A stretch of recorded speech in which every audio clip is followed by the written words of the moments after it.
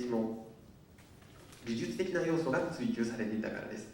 そしてもう一つの、旅のオペラの方からは次第に本物のオペラの方へと進んでいきます。すぐその旅のオペラの下を見ていただきますと「How Now」「Oh Wall」「Well Met」といった曲が見えますけれど、その上の2曲はシェイクスピアのテキストを用いたものです。Voilà, avant d'en arriver vraiment à l'opéra dont on va voir un extrait, je voudrais simplement faire une parenthèse sur tous les compositeurs que j'ai fréquentés finalement au cours de toutes ces années à Paris, parce qu'on m'a demandé de vous les signaler. Alors vous avez une liste de quelques noms, je voudrais vous dire très brièvement à quoi ils correspondent. Alors tout en haut vous avez ce que j'appellerais les très grands, Messiaen qui malheureusement nous a quittés, Dutilleux qui vit encore, qui a 90 ans et qui compose toujours et qui voyage partout, qui est mon ami, mon grand frère, je l'adore. Et Xenakis qui n'est plus là, qui était aussi mon ami, qui était un tout petit peu plus âgé que moi, et Boulez qui est de ma génération, qui a 1 an de plus que moi, c'est tout, qui a donc 81 ans. Voilà. C'est peut-être pas la peine, voilà, si vous voulez. じゃあここでとりあえず私の、もっと重要な作品の解説へと移る前に、少しその私の同時代の作曲家についてお話しさせていただきたいと思います。もう1枚の紙の方をご覧いただきますと、上の方にちょっと大きくメシアン、デュティウ、セナキス、ブレイズといった名前が見えます。メシアンは、残念ながら亡くなってしまいましたけど、非常に重要な作曲家でした。デュティウはまだ、今年90になりまして、非常に未だに精力的に作曲活動を行って非常に、旅行も多くしております。クセナキスも私の非常に大事な友人ですが亡くなってしまいました。この2人は私にとって兄のような存在で、ブーレイズも私とのたった一つ上で全く同じ、世代と言えると思います。Bon, sur la gauche, j'ai fait une liste de noms qui ne sont pas du tout liés esthétiquement, mais qui sont à peu près de la même génération. Certains vous les connaissez puisque vous avez eu Apergis qui est venu l'année dernière, peut-être que vous l'avez tous vu. Les autres, enfin tout ça, ce sont des compositeurs de grand talent qui ont entre 45 et 55 ans, certains peut-être un peu plus âgés. Apergis, Barrault, Gisèle Barrault faisait partie de la classe de Messiaen, donc avec Monsieur Fujii. Il y a Michel Reverdy qui est en bas, aussi la même classe. Florence Bachet est un peu plus jeune. Edith Cana de Chizy doit avoir à peu près 50 ans. Elle vient d'entrer à l'Institut. C'est la première femme qui rentre à l'Institut. C'est incroyable. Bon. Bernard Cavana, c'est à peu près cette génération aussi, qui a fait un très bel opéra sur un roman de Michel. Je me rappelle le nom, le grand romancier japonais. Oui, Mishima. Voilà. La confidence impudique. Voilà. La fin de l'opéra. Pascal Dussapin, vous connaissez, je crois qu'il est venu ici aussi. Philippe Leroux, j'espère qu'il viendra, c'est un très bon compositeur. François Bernard Mache, qui est aussi à l'Institut, très intéressant compositeur. Marc Monet, Maurice Oana, qui est décédé, qui est plus âgé, mais qui était plus âgé, très important. Thierry Pécou, plus jeune, je crois, un petit peu. Gérard Pesson, il faut absolument que vous connaissiez sa musique, c'est une très belle musique qui ressemble à rien, je crois. Et Michel Reverdy, dont j'ai parlé. Alors, vous avez l'héritage que j'appelle spectral. Il y a Dufour, Griset, Lévinas, Muraille, qui étaient tous, plus ou moins, pas Dufour, mais je crois qu'ils étaient tous dans la classe de Messiaen. C'est une émanation de la classe de Messiaen. Peut-être que je vais laisser partir. まず他の作曲家もご紹介いたしますと、左の欄を見ていただきますと、まずアペルギスという作曲家が見えます。アペルギスは昨年来日したので皆様ご存知かもしれません。その下にいますバローという作曲家はメシアンのクラスにいました。多分藤井先生もご存知と同じ頃だったのではないでしょうか。また一番下に見えますルベルディもメシアンのクラスにおりました。バシェ非常にそのそれから3番目のバシェ、も非常に少し若い作曲家ですけれど非常に興味深い作曲家です。その下のカナトシジーは、アンスティチューというのは言いますか、フランス学士院ですね、学士院に、任命されました最初の女性です。その下のカバナという作曲家は、今度は三島由紀夫のテクストによるオペラを作曲しました。その下、デュサパ、ルルー、マッシュ、非常に興味深い作曲家です。その他、モネ、オアナ、ペク、ペッソン。特にペッソンは非常に独自の美しさを持った作曲家です。また、今度は真ん中の下の方をご覧いただきますと、デュフ、グリゼ、レギナス、ミュライユといった作曲家が見えます。これはスペクトル学派と呼ばれる、作曲家でして、彼らもまたメシアのクラスの出身です。Oui, alors j'ai mis Gilbert Ami et Boukouretchev sur la même ligne, en fait, dans la même catégorie. Ils sont pas de la même catégorie, mais ils sont un petit peu en dehors ils ont fait partie des premiers compositeurs joués au domaine musical, au concert de Boulez, mais ils sont différents. C'est un peu comme moi. Hein. On est un peu dans la même catégorie. ちょうど真ん中ぐらいにそうですね、メシアのユキ・ユクセナキス・ブレーズの右下になりますけれど、ジルベール・アミ、ブクレフリエフといった作曲家が見えます。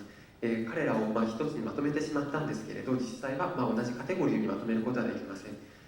この2人の作曲家はドメインのミュージカルのコンサートや、ブーレーズのコンサートで非常によく取り上げられた作曲家ですけれど、こういったカテゴリーには属さない作曲家で、私と似ていると言えると思います。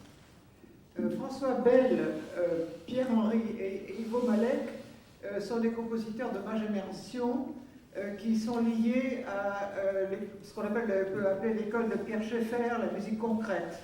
Et ils n'ont pas fait que ça, mais François Bell n'a jamais écrit que de la musique électronique, hein, musique concrète, disons. Vous avez en haut à droite Bakri, Campo, Florence, Hersan, Tanguy. Ce sont des compositeurs de générations un petit peu différentes, mais enfin aucun n'est plus âgé que 60 ans, je crois, qui sont plus ou moins ce qu'on appelle des néotonaux, c'est-à-dire qu'ils écrivent une musique qui est proche d'une nouvelle tonalité. それでは、アミ・ブクレフリエフの下に見えます、フランスワ・ベイル、アンリ・マレックといった作曲家ですけれど、大体彼らは私と同じくらいの年代の作曲家です。彼らは、クロード・シフェールに非常に大きな影響を受けてミュージックコンクレートを多く書いております。特にベイルは電子音楽しか作曲したことがありません。次にその右上になりますけれど、バクリ、カンポ、フローレンツ、エルさん、タンギーといった作曲家はさまざまな世代の作曲家ではありますけれど、彼らは新たに調整をまた用いた作品を書いています。À droite, alors je ne vais pas les détailler, mais c'est une tradition française d'accueillir des artistes du monde entier, et donc vous avez tous les étrangers qui habitent Paris et qui travaillent à Paris. Voilà. Alors je voudrais revenir très vite parce que le temps file extraordinairement à mes opéras, parce que nous allons voir un extrait de mon premier opéra qui s'appelle Le Pavillon bord la rivière, qui est un opéra sur un texte chinois de Quan Hanshin, 14e siècle. Et nous allons voir, j'espère, l'acte 1, qui est assez court. C'est un opéra en 4 actes, mais ils sont courts les actes. Donc l'acte 1, le personnage principal, c'est une femme qui est très intelligente et très belle, évidemment. Et donc l'acte 1 se passe dans le couvent de la pure tranquillité. Je vais vous laisser le traduire tout de suite, mais vous avez un texte là. Je ne sais pas si vous arrivez à le lire. まず、作曲家の方ですね、最後の文をご説明いたします。一番右側の部分ですけれど、これはさまざまな作曲家がいますけれど、彼らは全員フランスの外の出身ですが、フランスのこの外国人を受け入れるという伝統ですね、がありまして、彼らはみんなでパリに暮らしてパリで活動している作曲家たちです。ではちょっともう時間がないので、オペラの紹介の方をさせていただきたいと思います。このオペラは、流れのそばの、小屋とでも申しましょうか、というタイトルのオペラです。そのうちの、まず第1幕をご覧いただきたいと思います。第1幕自体は非常に、短いものです。で、このオペラは全部で、第4幕からなりまして、テキストは14世紀の、中国の詩人によるものです。の主人公は、女性、もちろん聡明で非常に美しい女性です。で、また第一幕が起こるのは、ある寺院を舞台としております。で、今、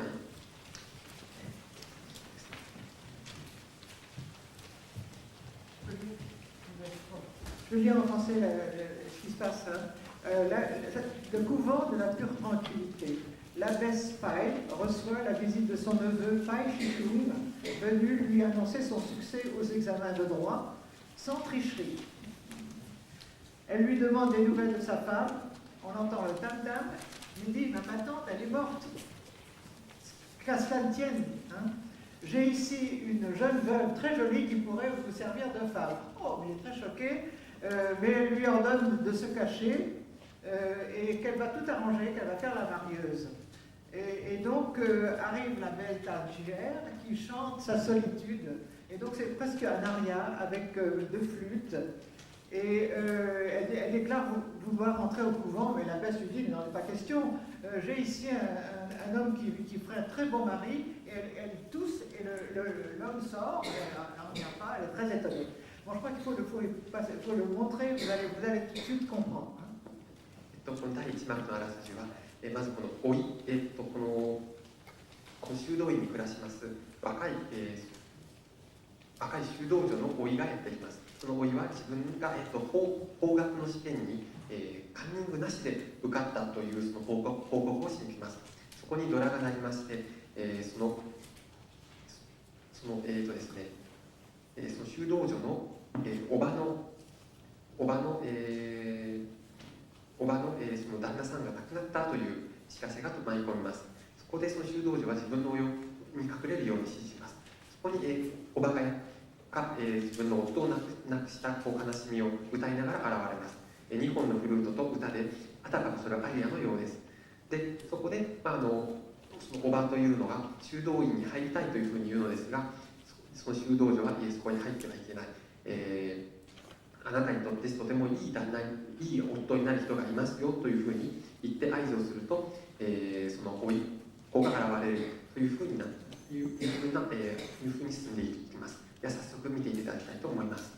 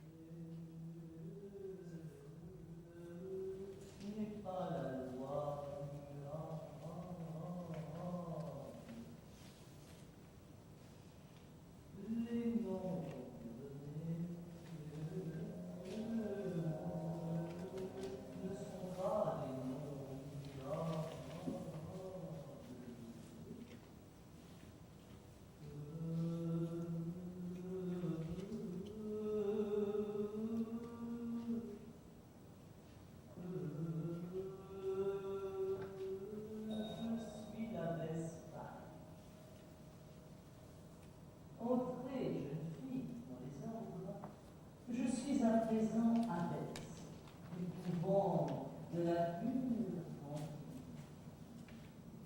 Il y a ici une jeune femme qui s'appelle Tanchi.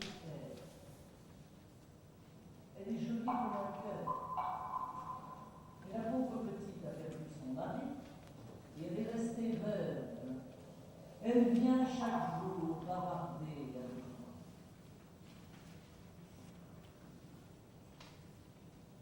Il y a des années que je n'ai vu mon neveu, Bai Shichung, ni une de ses nouvelles. Récemment, on m'a dit qu'il avait été nommé fonctionnaire, et je n'ai pas encore. Bon.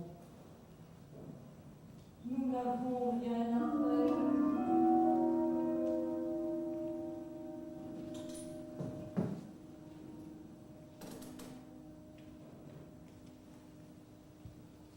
Voyons qui vient.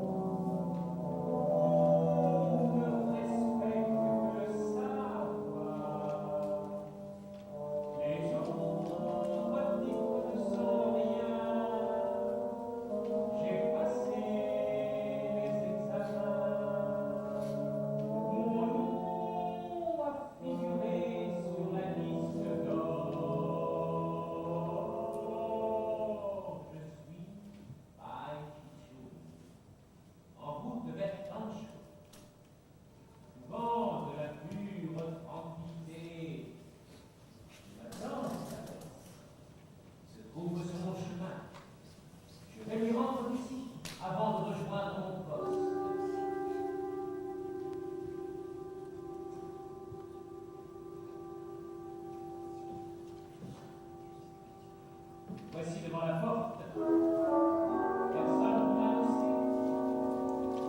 Entrez.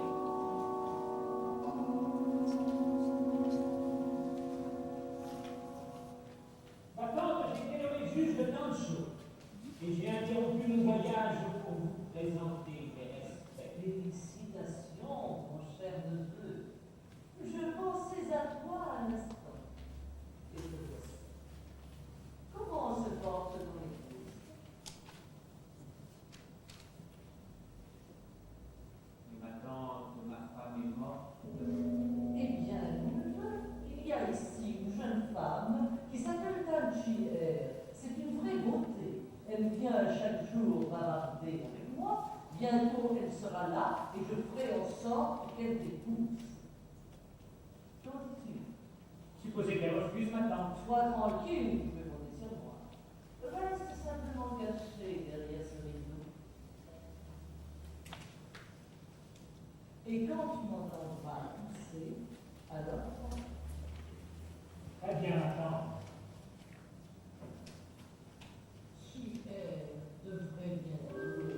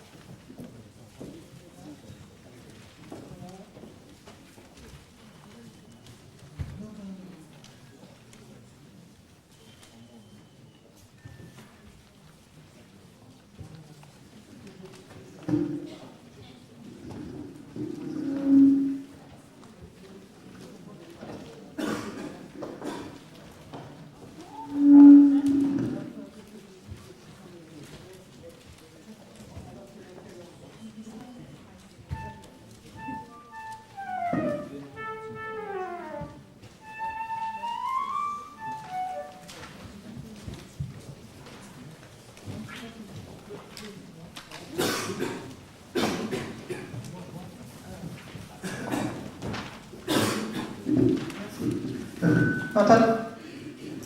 Je gère. Antoine. Maurice.